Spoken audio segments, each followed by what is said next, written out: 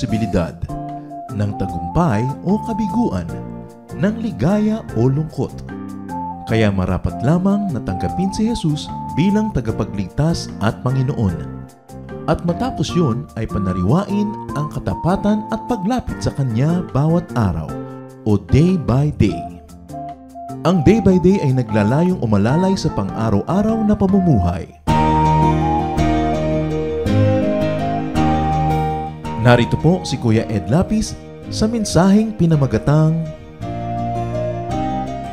Accept Yourself and Others.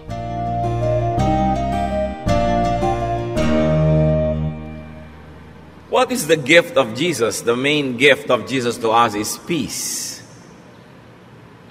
John 14:27, Peace I live with you, my peace I give you. I do not give to you as the world gives. Do not let your hearts be troubled, and do not be afraid. Ang centerpiece po ng mga katuruan ng Panginoong Jesus tungkol sa kapayapaan. If you're going to analyze a major theme of the Lord's messages, it's about peace. Kaya siya nagpagaling ng mga may sakit, kaya siya nagpalaya sa mga masasamang espiritu, kaya siya nagtuturo ng lahat ng magagandang asal ay para sa ating kapayapaan. He wants us to have a heart that is untroubled, unafraid, unruffled. But how can this happen? When the Lord was born, angels came down to earth and sang glorious songs. Luke 2:13-15. Suddenly a great company of the heavenly hosts appeared with the angel, praising God and saying, Glory to God in the highest heaven, and on earth peace to on whom His favor rests. Isang uri ng kapayapaan ang ibinibigay ng Diyos Ama sa langit sa pamamagitan ng Panginoong Jesus. But this peace is not for the whole world, not for everyone, but for select individuals. The gift of peace is sufficient for all, but not efficient for just anyone. Ito ay kasya sa lahat ng tao, pero hindi nagiging epektibo sa lahat. Kasi merong dapat gawin ng tao para tablan siya ng kapayapaan na ibinibigay ng Panginoon. And the way of Jesus to peace is to accept yourself and others. Gusto natin magkaroon ng kapayapaan na yan, gusto nating matahimik ang buhay, pero paano ba yun nangyayari? Dapat matutunan nating tanggapin ang ating mga sarili at ang ating kapwa. First, discover your wholeness and that of others. Isang malaking kasinungalingan, kulang ka, mali-mali ka, giba-giba ka, sira-sira ka. It's a lie when people are raised up to think that they are missing so many things in themselves, that they are damaged, and that they are nothing but a wreck. Genesis 1:27, so God created humans to be like Himself. He made men and women. So men are complete, women are complete, people are complete. They're whole, buo, hindi kulang. Essentially, hindi kailangang bawasan o dagdagan kasi napakaganda ng pagkakalikha ng Diyos sa tao.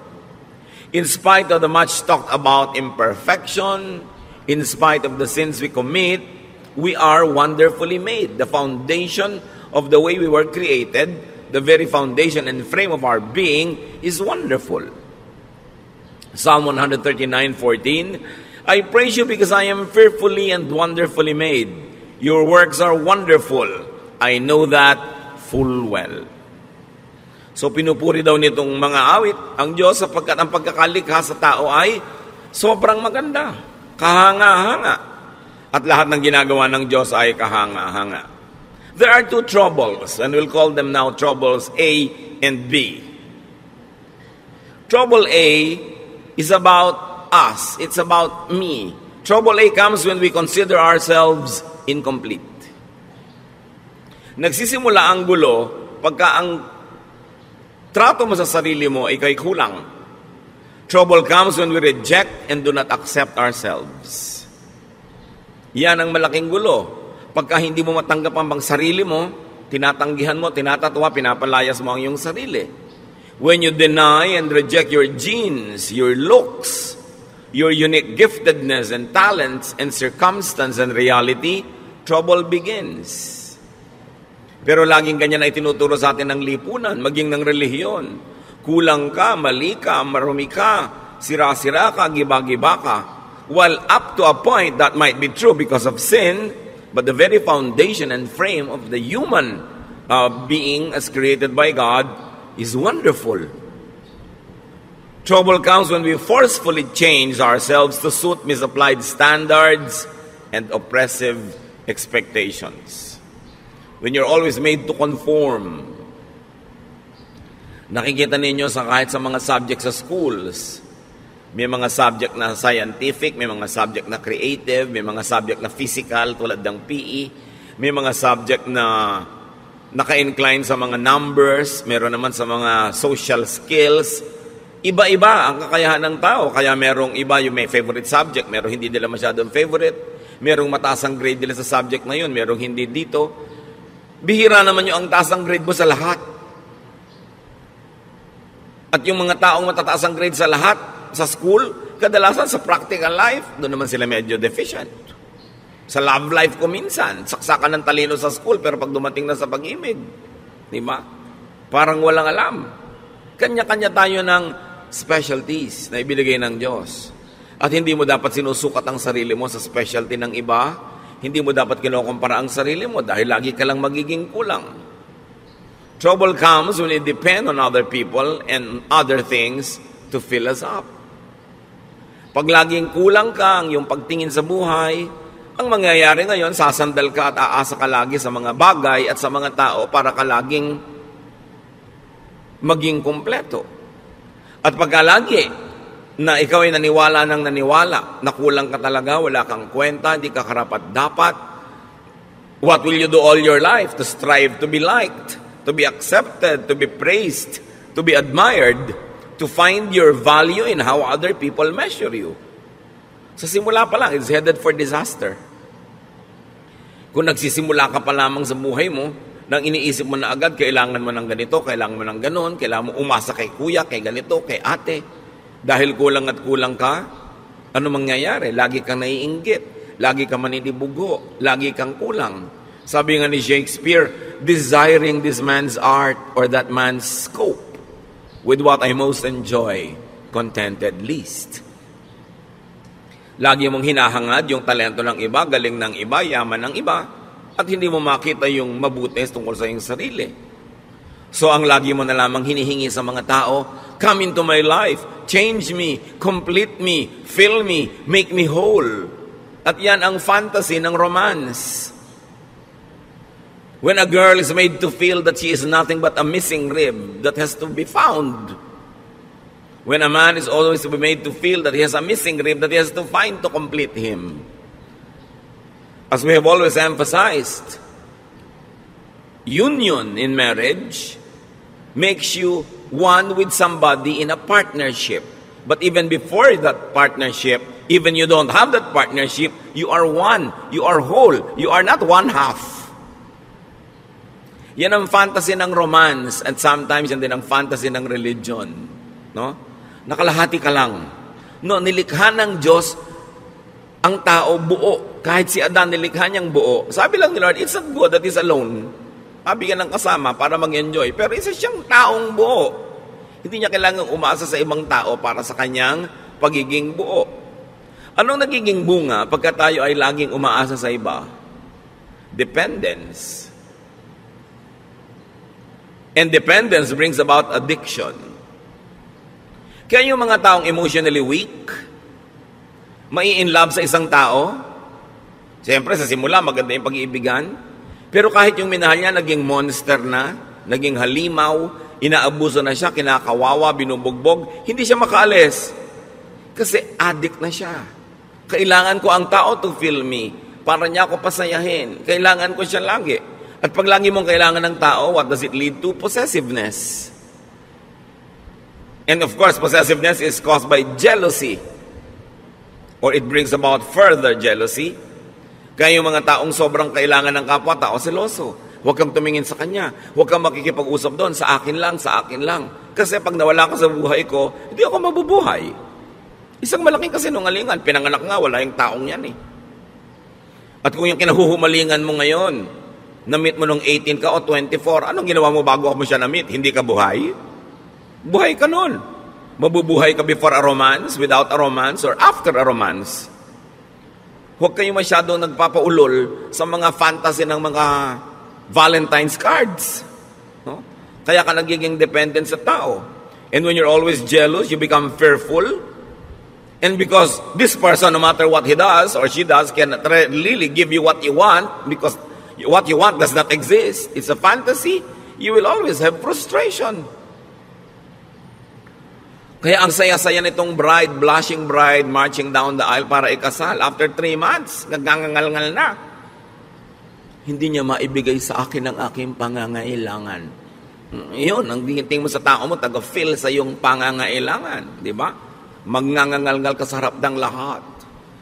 Dahil hindi na-fill ang iyong expectation. It leads to a fruitless and endless search. And it leads to a symbolic hell or evil spirits in your life. Trouble B is about the other person. Remember yung trouble A, kulang ako, punuin mo ako, kailangan kita.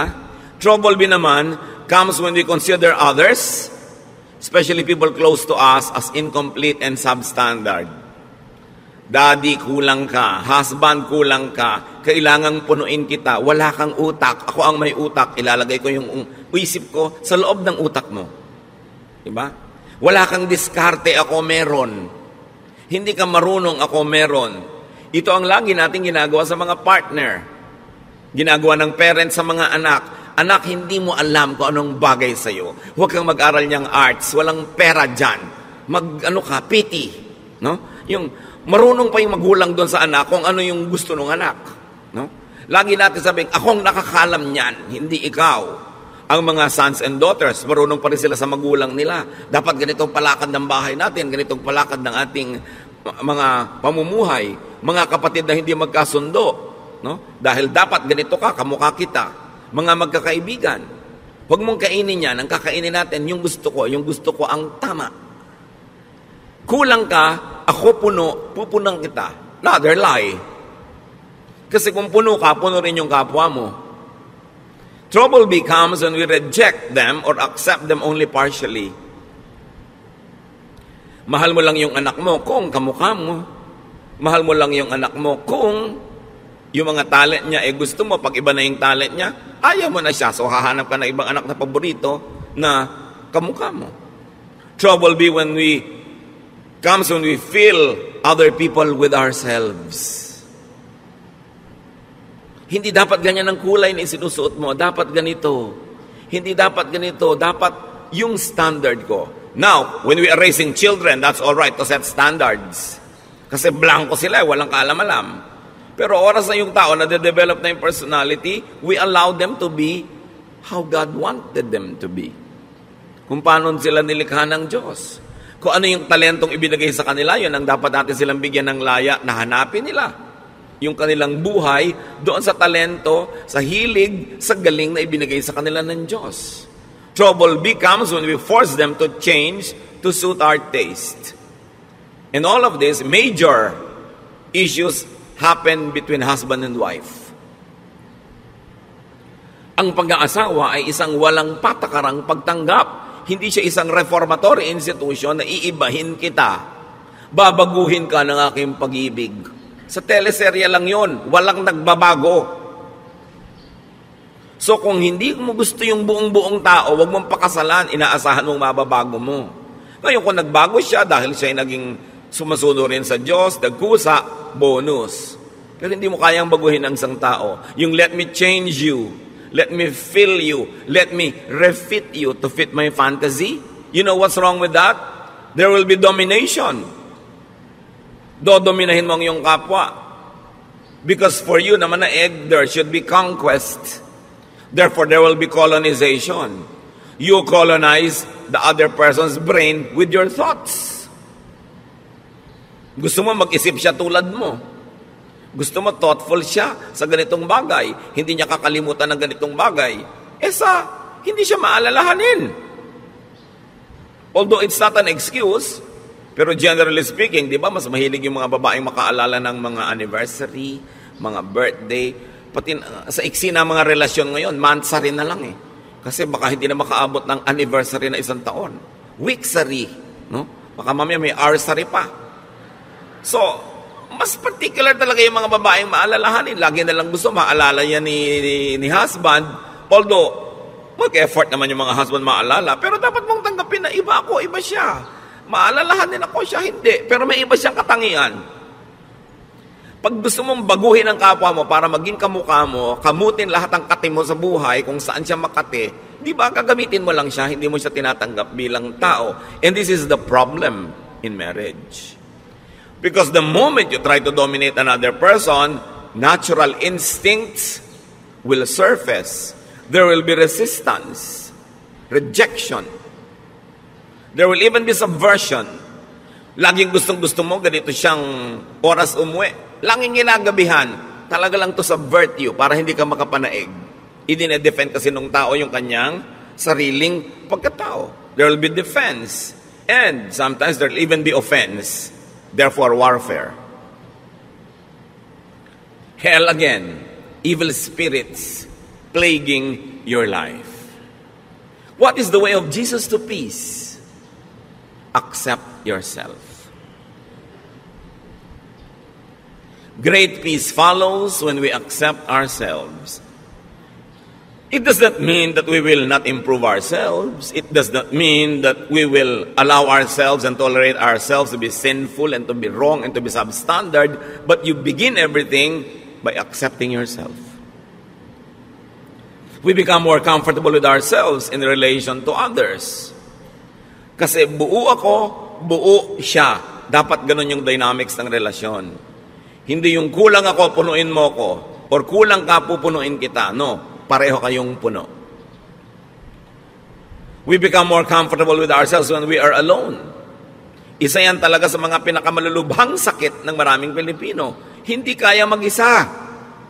Hindi makakain mag-isa, hindi makalakad mag-isa, hindi maka-enjoy mag-isa. We dread aloneness. And we become like clinging vines. And when you become like a clinging vine, you will choke people around you. Yung lagi kailangan nandito ka, nandito ka, nandito ka. Paano ka mga tao active, may mga gagawin, may mga hinahabol na mga pangarap, kailangan lagi silang nakapaligid sa'yo para magkaroon ka ng kahulugan. Kailangan maging komportable ka sa sarili mo kahit ka mag-isa. There are times when mga kasama ka, enjoy, but you must also enjoy aloneness. Kasi kung talagang gusto ng Lord na lagi kang may kasama, dapat nilikha kang may mga kakambal, yung kabit-kabit kayo. Yung hindi kayo nagkakahiwa-hiwalay. Di ba pag may pinapanganak pang ang kambal, ino-operahan pa natin para magkahiwalay? Dahil mahirap yung may kakambal. Ngayon, kung may kakambal ka emotionally, hindi ka na inom ng masarap na inumin kung hindi mo kasalo sa iisang straw ang kung sino man. Di ba? Miserable ka nun. At gagawin mo rin yung taong miserable dahil lagi mo siya kahanapin, nandiyan ka, nandiyan ka, nandiyan ka kasi iinom na ako. Kailangan matuto rin tayo ng healthful aloneness. But when you cannot accept your own self to be your own companion, how can you be a companion to others? Kailangan yun ang sanayin natin. Walang mga tao ngayon, I will enjoy this alone. Kasi yung paghahanap ng kasama ko minsan ng malaking kapahamakan, kahit sino na lang tuloy na pwedeng sumama, isasama, para huwag lang mag-isa. Self-acceptance is the foundation of self-love and self-appreciation. Hindi yan masama. Anong sabi ng Panginoong Hesus sa Mark 12:31? Love others as much as you love yourself. No other commandment is more important than this. So we are not being forbidden to love ourselves, but we are only being reminded, yes, love yourself, but in the same way, love others also. Huwag yung love yourself lang and forget others. At hindi naman love others only and forget yourself. Pareho yun na mali. Irespeto mo ang kapwa mo, irespeto mo rin ang sarili mo. Hindi naman yung binabastos ka na, ang respeto mo pa. Hindi ka na nire-respect. Mahal mo ang sarili mo tulad ng pagmamahal mo sa iba. Why? Because you cannot give what you do not have. How can you understand others when you don't understand yourself? How can you be kind to others when you're not kind to yourself? How can you love others when you don't love yourself? Self-acceptance is the foundation of self-tolerance. At mahirap to be intolerant to your own self. May mga tao, lactose intolerant. Hindi sila pwedeng uminom ng gatas. Kung intolerant ka sa sarili mo, yung sarili mo hindi mo matanggap, hindi ka pwedeng mapag-isa, ano mangyayari? And self-acceptance is the foundation of genuine self-forgiveness. Many people cannot forgive others because they also never forgive themselves. So, pinahihirapan nila ang sarili nila, pinahihirapan din nila ang kanilang kapwa. Self-acceptance is the foundation of healthy autonomy. Ang tao dapat masarap na may kasama, masarap na kasama, pero pwede ring walang kasama. Kasi kasama mo ang Diyos. Kahit kailan hindi ka pwede mag-isa. Kasi tinitirhan ka ng Espiritu ng Diyos. Kung minsan nga, lagi ka may kasama, hindi ka na tuloy magkaroon ng oras sa makipagsarilinan sa iyo ang Diyos dahil laging may abala. Laging may iba. We should learn healthy autonomy. When we accept ourselves, when we realize our wholeness, we do not excessively depend on and attach to people and things. We socialize, we enter relationships for additional enjoyment, for mutual upliftment, not for dependence. Dapat papasok ka sa relasyon, makikipagnobyo ka, mag-aasawa ka, makikipagkaibigan ka, hindi para ka may sandalan at hindi rin para meron kang buhatin. Pareho kayong nakatayong mag-isa, nabubuhay, gumagawa ng paraan, naghahanap buhay, nang-aaliw sa sarili, nagpapasaya sa sarili, nagpo-produce sa mga bagay. Tapos, you share for enjoyment. You share for additional happiness and additional joy and pleasure. Pero hindi ka nakikipagrelasyon para kasumandal o sandalan. Nagtutulungan kasi pampadagdag sa buhay. You are a whole, wonderful. You are an individual, an autonomous unit. Kita ninyo, bakit sabi nila marami daw ng mga Pilipino nag-i-enjoy ng close family ties? Bakit daw ang mga communities natin close ang ating mga relationship? Poverty forces us to be close. Siyempre, kailangan mo makisama sa kapitbahay mo dahil pagka nanganganak yung asawa mo sa madaling araw, makikisakay ka sa tricycle ni Mang Tomas. So pagka naglilinis si Mang Tomas, tutulungan mo siya. Ang ganda ng samahan nyo. Pero subukan mo, lahat kayo may kanya-kanyang tricycle. Gano'n ka pa rin kaya ka nice? Nakikisama ka sa neighbor mo, nagpapadala ka ng ulam pag nagluto ka, para pag nagluto din siya, mapadalang ka. Pero kung lahat kayo bumabaha sa pagkain sa inyong mga kusina, will you still be that close? Close sa mga magkakamag-anak, magmano ka sa tiya, mangupo ka. Kasi makikitira ka sa kanya pag nag-aral ka ng college. Pero kung may kanya-kanya kayong bahay, ganun pa rin kaya ka nice? Dapat ganun pa rin nice or better. Doon mo lang malalaman na nice ka talaga. Kasi nice ka, hindi dahil lang umaasa ka o sasandal o may kailangan ka sa kanya. Kaya tingnan nyo ang nangyayari sa mga komunidad na yumayaman at umuunlad, nababawasan yung pakikipagkapit-bahayan, which is negative. Dapat hindi ganon. Kaya si Aling Junicia ayaw tumira sa Forbes Park. Ang tataas daw ng mga pader, wala daw kapitbahay. Siyempre kasi hindi mo naman kailangan ng neighbor mo, may kotse ka, kung may pangangailangan ka, may sarili kang gym, may sarili kang ganito, may mga katulong ka, you don't need to be nice to your neighbors. But poverty requires you to be nice. Poverty makes people stick to each other. Now, translate that to emotional poverty. When you're emotionally poor, you always want people around, you will cling because you need and you want help.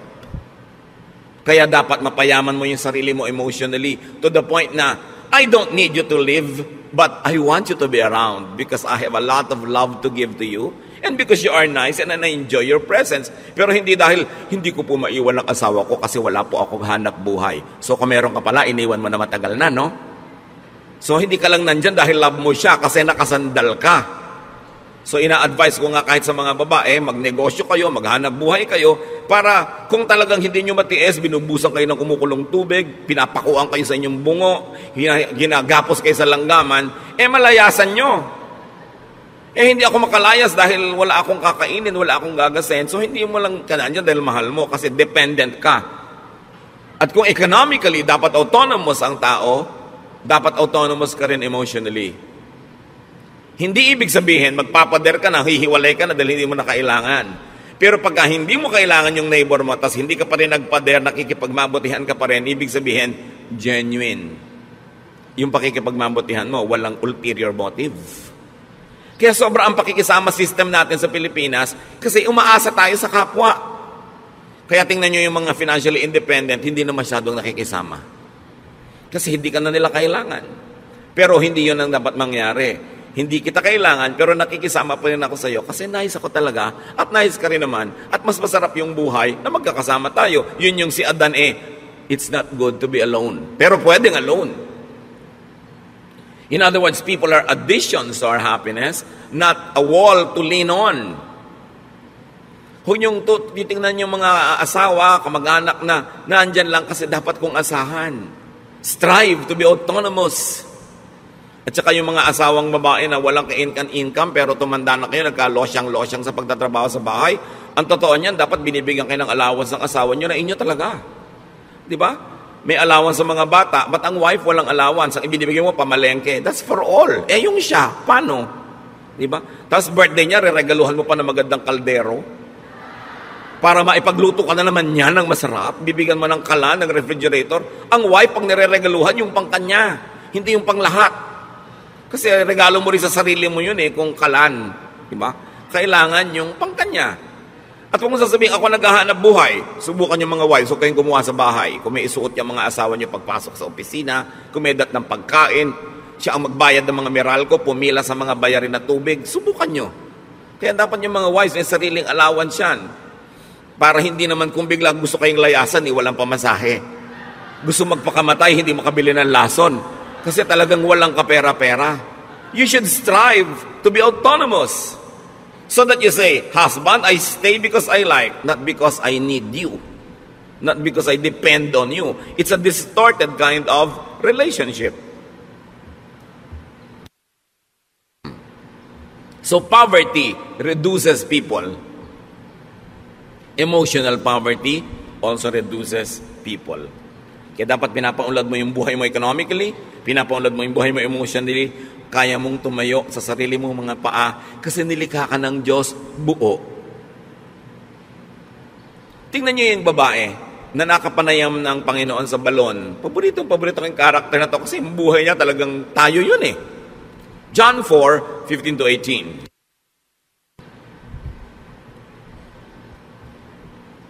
Matapos makausap ng Panginoon ng babaeng ito, sinabi ni Lord, alam mo, kung hihingi ka lang sa akin ng living water, bibigay ko sa iyo, hindi ka na mauuhaw pa. The woman said to him, Sir, give me this living water so that I won't get thirsty and have to keep coming here to draw water. He told her, Go, call your husband and come back. I have no husband. She replied. Jesus said to her, You are right when you say you have no husband. The fact is, you have had 5 husbands, and the man you now have is not your husband. What you have said is quite true. Bakit inungkat ng Panginoon yung tungkol dito sa mga lalaki sa buhay ng babaeng ito? Kasi sabi ng babae, bigyan niyo po ako ng living water. Yung hindi na ako mauuhaw uli. I want this living water so I won't have to be thirsty again. So the Lord had to tell her what she did not need. The point Jesus was making, the woman had been deceived into believing that she was incomplete and that she needed men to complete her. Sabi niya, gusto mo maging complete? Tanggalin muna natin yung mga abala sa utak mo. Tawagin mo yung asawa mo. Yung wala po ako asawa. Tama ka. Kasi yung 5 lalaki nagdana sa buhay mo, hindi mo mga asawa. At yung lalaki ngayong nasa buhay mo, hindi mo rin asawa. Bakit ang dami mong lalaki sa buhay? Kasi akala mo, hindi ka mabubuhay nang walang lalaki. Kaya nakaka-anim ka na. 30 years from now, siguro magiging 4 na po na yan.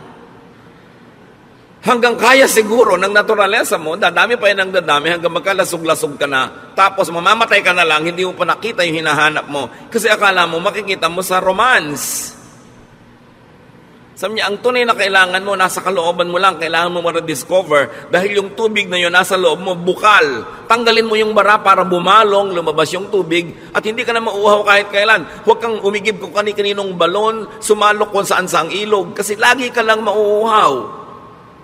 Because you think that you need people to fill you, it leads to addiction, and it becomes hell. Iba-iba lang tayo ng mga addiction. Yung iba, ang addiction nila, bag. Umaapaw na yung bahay nila, wala ka na matulugan sa dami ng bag ni Mrs. Huh? Hindi na sila makapamili ng masarap na pagkain dahil puro bag. Kung pwede lang sanang isigang, iihaw, ilagay ang mga bag na yan. Busog pati kapitbahay. Iba-iba lang. Si Mr. naman, kung minsan ang addiction, kung barel o belt o pomada, no? Kung ano man yun. Kanya-kanya tayo ng mga addiction. There's a sense of incompleteness. An addiction to things and to props and to money. Luke 12:15, then he said to them, watch out, be on your guard against all kinds of greed.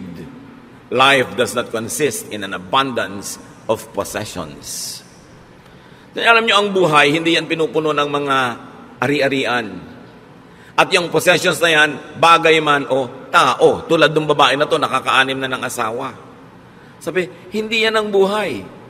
People get deceived that they need many things to be whole. Kaya may mga kolekta ng kolekta. Pag tumanda naman, hindi malaman kung kanino ipapamana. Kaya kailangan branded, signature accessories. Kailangan expensive bag and shoes. Estudyante, wala pang trabaho. Ang gusto pa yung cellphone, yung ang mahal-mahal. Yung may lumalabas na bread toaster. Anak, wala ka pang kita, ang yabang-yabang mo na. Tapos yung kayabangan mo, mga estudyante rin tulad mong wala rin kita. Ba't mo kailangan yan? Para kasikat? Marami mga tao, kailangan naman nila bahay, kailangan ganda-gandang bahay. Napunta na sa bahay lahat ang kinita. Wala nang pinuntahang iba, o kotse. O kumisa naman, hindi ka masaya sa height mo, talaga naman kahit na madapa ka na, high heels. Kulang pa yung heels doon sa takong, kailangan lagi pa na mag-heels sa toes, kaya talaga nakatungtong ka na halos sa isang hollow blocks. Hindi ka na makalakad. Yung iba talaga hindi kontento sa ilong nila, kailangang taasan, kailangang kitiran, kailangang bawasan ng panga, kailangang bawasan ng baba, kailangang liitan ng mata, etc., etc. Laging kulang. Sign that you don't accept yourself. Ngayon, hindi naman masama yung up to a point, a little improvement here and there. Pwede nanganib na yung buhay mo at namatay ka na sa operating table dahil bina-vacuum ang mga body parts mo. Parang dangerous na yun. Ano sabi niya sa 1 Peter 3:3-4? Don't depend on things like fancy hairdos or gold jewelry or expensive clothes to make you look beautiful. Kita nyo yung look. Actually, hindi ka beautiful. You only look beautiful. Sabi niya, be beautiful in your heart by being gentle and quiet. This kind of beauty will last and God considers it very special.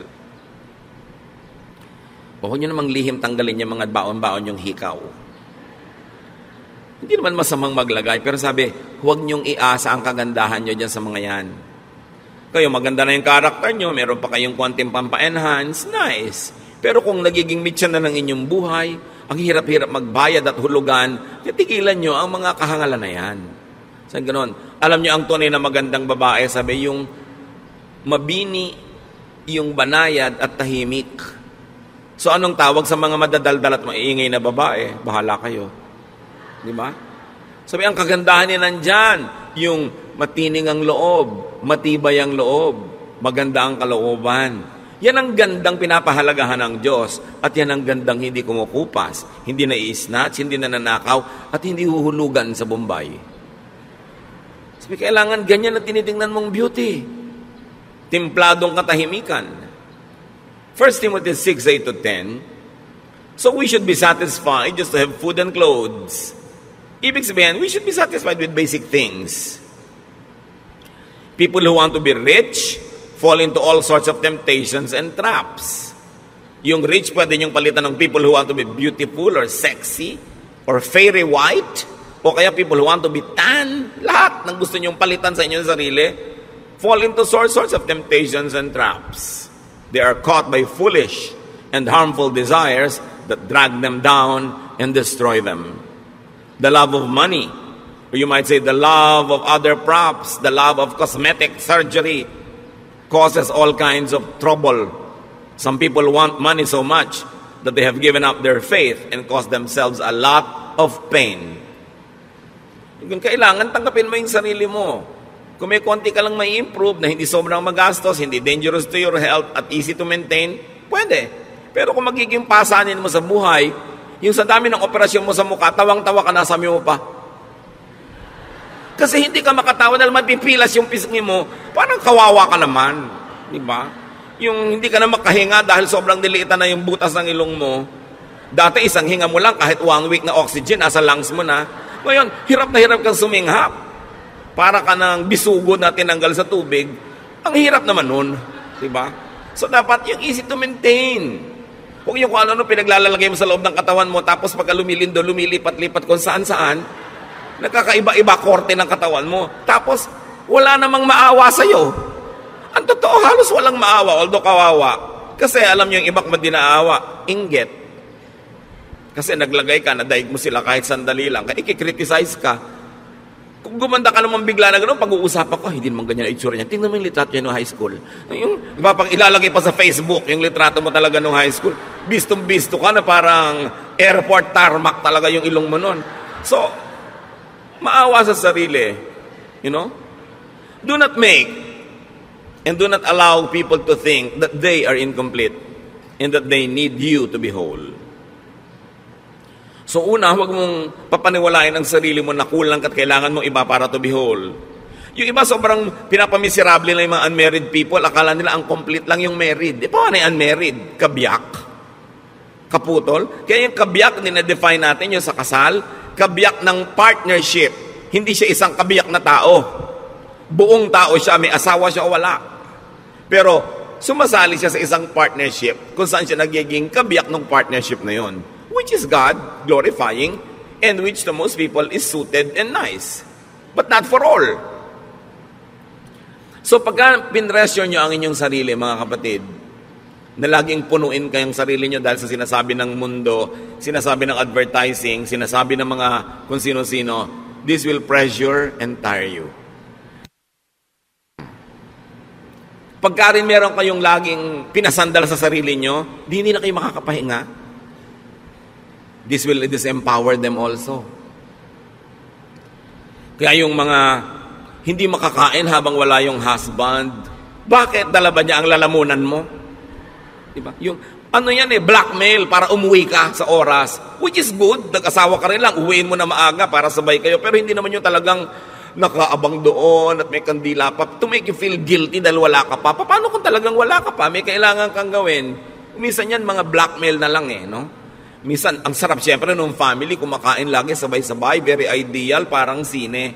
Pero sa tunay na buhay, siyempre may nata-traffic, may nag-overtime, merong may kailangan gawin, it can be very oppressive pag laging gusto nyo yung mga ganun seremonya. Masarap yun paminsan-minsan at pag natural at likas, pero pag pilit na, it becomes oppressive. Pag laging ganun ang pamamalakad mo sa iyong pamilya, anong gusto ng mga anak mo lahat? Makawala, mag-asawa ng maaga, tumakas, para lumaya. Kasi maraming opresyon.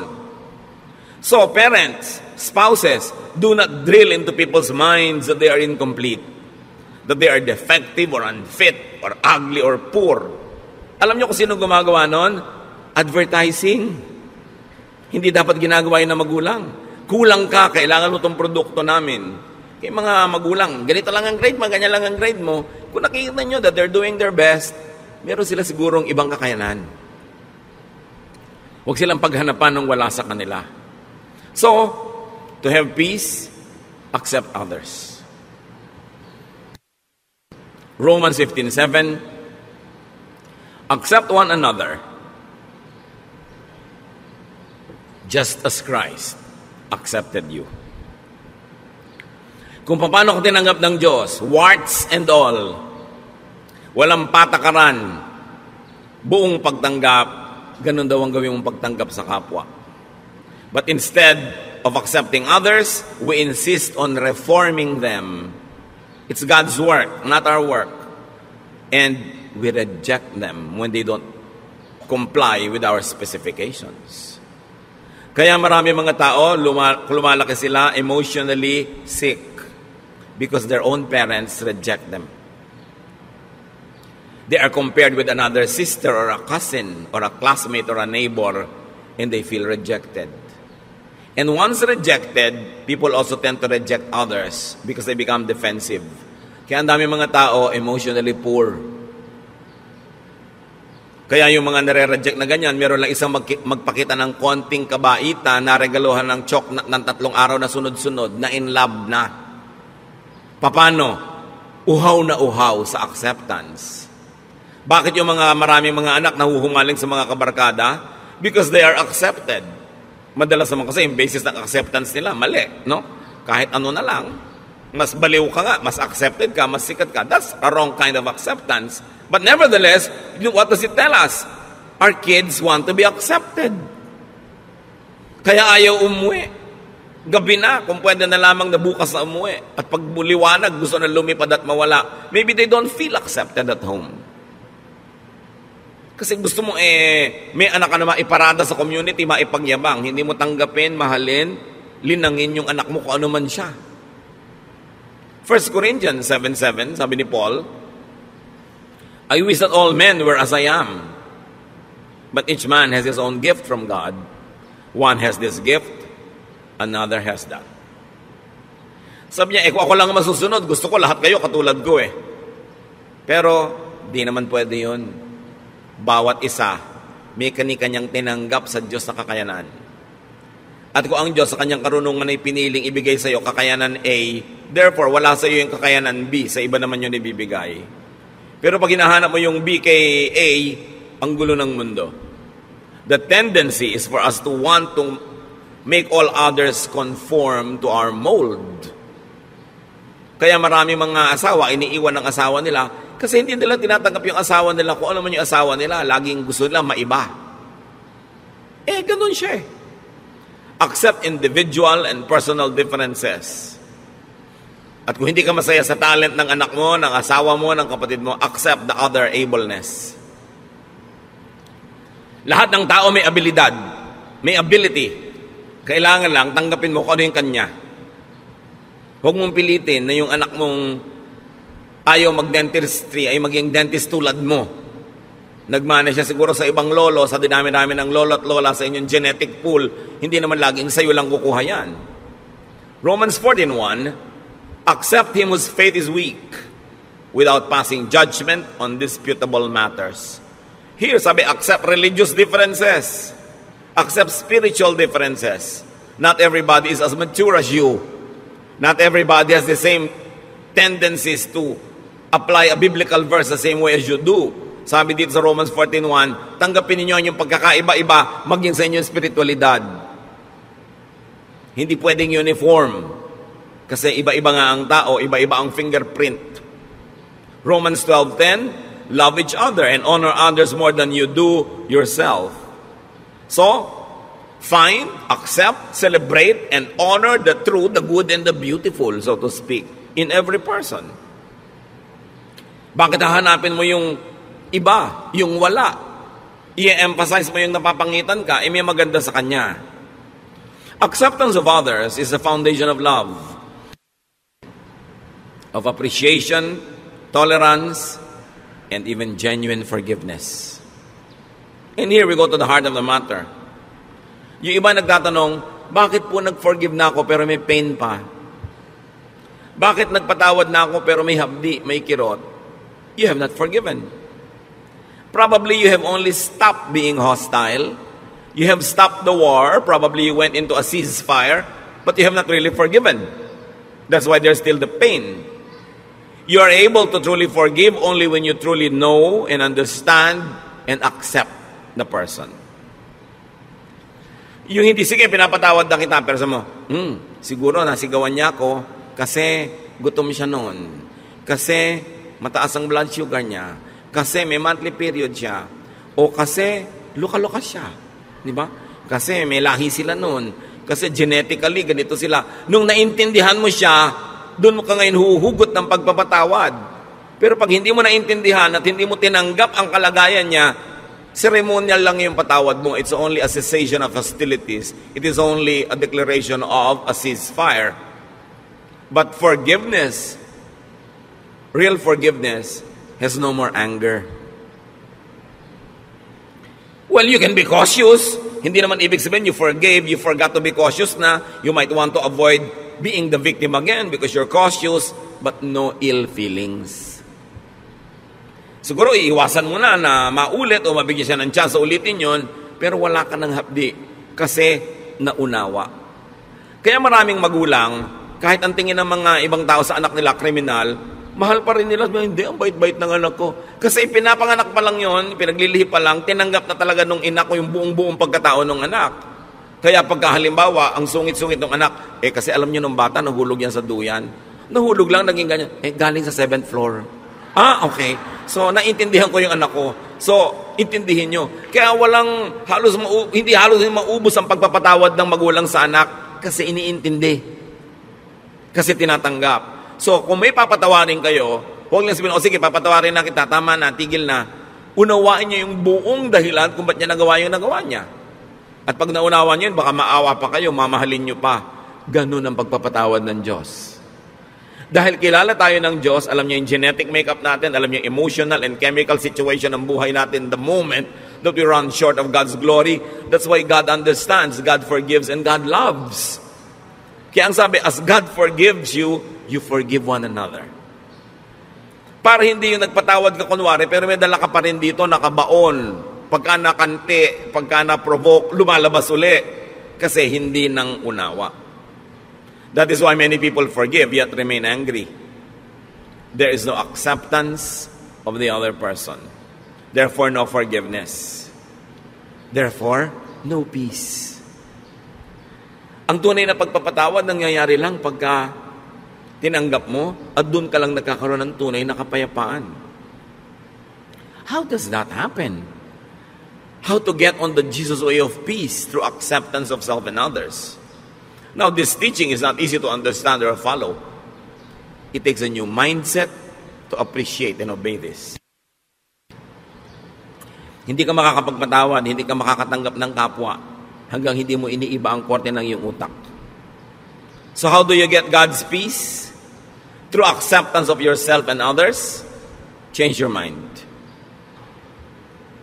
It happens in the mind. Change the way you think. Change your principles and lifestyle. Romans 12:2, let God change the way you think. Then you will know how to do everything that is good and pleasing to Him. You want to be able to forgive? Change the way you think about the person. Change the way you think about yourself. Change the way you think about what proper is and what it is not. Change the way you think about your expectations. Accept the person as you would accept yourself. Then you will begin to understand and you will have the power to forgive because it comes from deep understanding. Anong reaction ng mga tao nun kay Jesus sa kanyang mga turo na to? Binoy, tinuturo niya, love your enemy, feed your enemy, forgive. Mark 1:27, the people were so amazed that they asked each other, what is this? A new teaching and with authority. Ya, iba to kakaiba. Libong taon na yung relihiyon nila, hindi naman sila natahimik. Kaya sabi niya, iba to. May kapangyarihan ang kanyang mga sinasabi. It's a new way of thinking. That's why it's a New Testament. That's why it's a new covenant. Matthew 18:3, and he said, I tell you the truth, unless you change and become like the little children, you will never enter the kingdom of heaven. So you might want to apply that to eternal security and salvation and exemption from hell. Apply it as much as you want. But I suggest that you also apply it this way, that unless you begin to think in a new way, you will never enjoy heaven on earth. You will never have paradise. You will never have peace. If you insisted on thinking the old way, you can never have the peace that Jesus wants you, because it is a new arrangement, a new idea that requires a new mindset. To have heaven, peace, contentment, rest, one has to be a child again. One has to restart from the beginning. One has to be reprogrammed. In a manner of speaking, one has to be born again. To rediscover, revive, and nourish God's reign in his or her heart. Kailangan madiscover mo uli yung sarili mo na oo nga pala, doon sa kaloob-looban ko, ako'y isang buong tao. Nilikha sa wangis ng Diyos. Na ang Espiritu ng Diyos ay nananahan sa akin. Ba't kailangan kong humanap ng pag-ibig, ng pagmamahal, ng kasiyahan sa iba? Kailangan munang pumasok ako sa loob ko.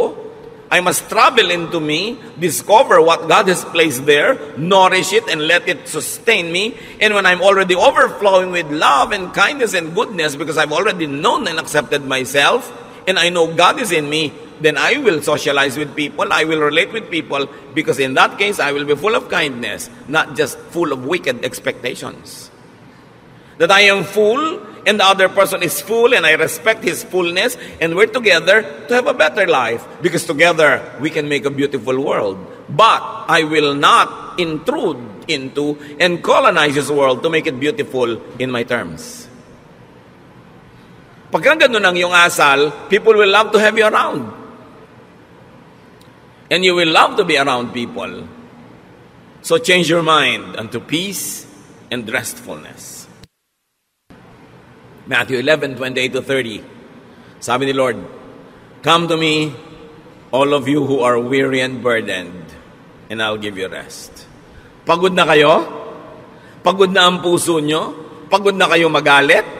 Pagod na kayo magsikap magpatawad? Pagod na kayo na matahimik ang buhay nyo?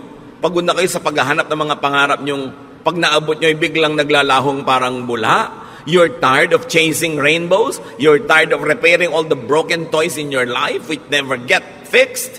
Come to me. I'll give you rest. Learn from me. For I am gentle and humble in heart, and you will find rest for your souls. So you don't learn from others. Don't learn from other isms and ideas and philosophies. Learn from me. For my yoke is easy, and my burden is light. So paano malalaman kung galing kay Jesus? Magaan. Hindi mahirap sa loob. Kahit hirap yung katawan mo sa pagsunod, hindi hirap ang loob mo. Magaan. The kingdom of God is restful, easy, and light. So peace, restfulness equals heaven on earth. And it is in accepting yourself and others. Habang hindi mo tinatanggap ang anak mo, asawa mo, magulang mo, kapatid mo, lagi kayo magtutunggali. Lagi kayo magko-contest. Mag-uunahan kayo kung sinong masusunod, kung sinong mananalo, kung sinong mananaig. Stressful yan. Hindi ganyan ang buhay. When you accept yourself, you relax. You become less demanding and suffocating. And you become nicer and more open, more accepting. And when you accept others, you also relax. You become less intrusive, less judgmental and demanding. You become more forgiving. And they too relax. Everybody relaxes. Masaya ang buhay. Deep and real forgiveness comes from unconditional acceptance and understanding. Change your mind, and this can happen. Kaya kami problema sa asawa mo, may iniisip ka, hindi yun ang natutupad. May iniisip din siya, hindi yun ang natutupad. So ba't di nyo nalang palitan ang iniisip nyo? Kasi hindi nyo naman kayang palitan yung asawa nyo.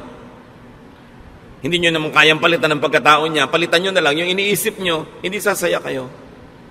Kaya ang sabi ng anghel, peace on whom God's favor rests. Kaya sinabi natin kanina, peace is not for everyone. Peace is not for the whole world. Well, it is efficient for all, or sufficient for all rather. It is efficient only for those who would appropriate it. Those who would accept it and live by it. Ang kapayapaan ay hindi para sa lahat. Ito'y para lang doon sa willing na baguhin ang kanilang pamamaraan ng pag-iisip, baguhin ang style nila sa buhay, tanggapin ang mga sarili nila and improve from there, tanggapin ang kapwa nila, hanapin ko ano yung totoo, maganda at kaibig-ibig sa kapwa, contribute goodness to others, but do not colonize their minds, then there will be peace on earth. Ano mga kapatid, ang hindi nyo matanggap tungkol sa sarili nyo, hanggang ngayon, tanggapin nyo na, huwag kayong tatayo dyan ang hindi nyo pa tinatanggap, kasi sayang naman ang pagod na lalamunan ko dito. Diba? Kailangan tanggapin nyo yan, kasi sayang din na magiging pagod yun noong araw, at patuloy pa magiging pagod nyo habang buhay, itinatago nyo yung kung anong totoo sa buhay nyo, ba't di kayo magpakatotoo? Diba? Yung, lalo kami edad na, huwag na kayo masyadong magkapal ng foundation. Lagi nakahalata kasi pagtawa nyo, nagkakrak-krak dito. Para kayong moryones. Diba? Yung manipis na lang. Ganun talaga, tumatanda ang tao. Diba? Alangan namang tumanda ka, mukha ka manyika. Mapagkakamalang kang mangkukulam. Dahil ba't hindi tumatanda ang itsura mo? Tanggapin nyo lahat yun. Accept the force of gravity. It rules us all. So, natural lang yun. Tanggapin nyo yan. Yung mga asawa nyo, tanggapin nyo talagang lumalaki na ang tiyan ni mister. Hindi ba? Pagka naman lumiliit yung tiyan niya, ninenervyos kayo, baka may nililigawang iba. Yung, tanggapin nyo yung anak nyo. What about you? Can't you accept? Accept it. Kasi yan tayo eh. Para kayo matahimik. Now, if you want to improve, improve. Now, accept everyone else around you. Gusto nila mag-improve?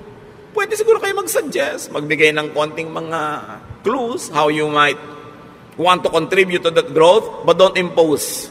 Huwag niyong pilitin. Bigyan niyo siya ng space niya, ng time niya, para hindi kayo layasan at layuan. Kasi ang tendency ng tao, pag kinocolonize natin yung brain nila, gusto nila lumayo. Kaya maraming maaga nag-aasawa. Walang kamalay-malay yung magulang, gusto lang pala talang takasan ng anak nila. Hindi lang maamin. Kasi nadodomina.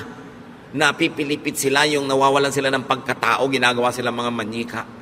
Ginagawa sila mga puppet. Kailangan palayain mo ang kapwa mo. Kahit mo siya pakain. Kahit mo siya dependent. Dahil lahat naman tayo, pakain lang ng Diyos. No? Talagang lahat naman ng mabubuting bagay sa Diyos din ang gagaling. So, dapat I volunteer to accept you. Hindi yung you must accept me.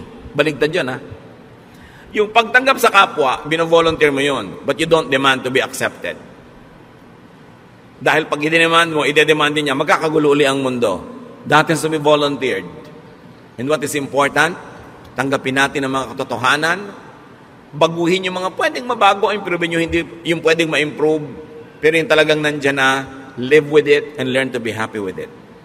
And also with your loved ones. Ama namin sa Diyos, sa langit, aming Diyos. Salamat po dahil tinatanggap nyo kami. Salamat dahil nilikha nyo kami na wonderful. Not to our credit, but to yours. Salamat nyo likha nyo kami, Lord, na great. Because you're a great God and we are in your image. Therefore, there must be greatness in us. Turuan mo kaming mahanap yun, ma-celebrate yun, at tulungan mo rin kaming mahanap yun sa kapwa namin, at ma-celebrate din namin yun.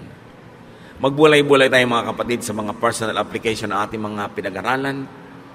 At sa ilang sandali, take your time.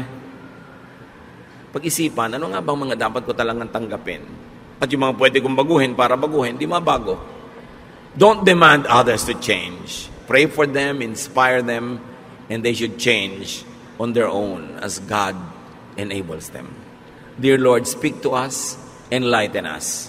Let's be alone with the Lord, some silence, and rise from your seat later on, freed from all of this needless oppression, so that we can enjoy life and we can be enjoyable companions to others.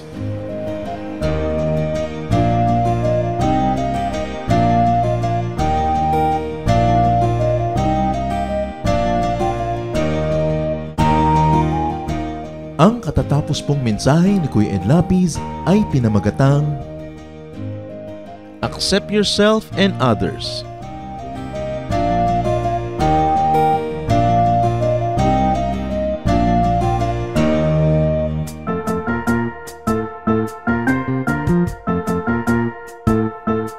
Oras na po para pansamantalang magpaalam ang programang Day by Day. Tayo po'y magsama-sama tuwing ika-6 hanggang ika-7 ng umaga, araw-araw. Magandang umaga po at mabuhay ang Panginoong Hesus!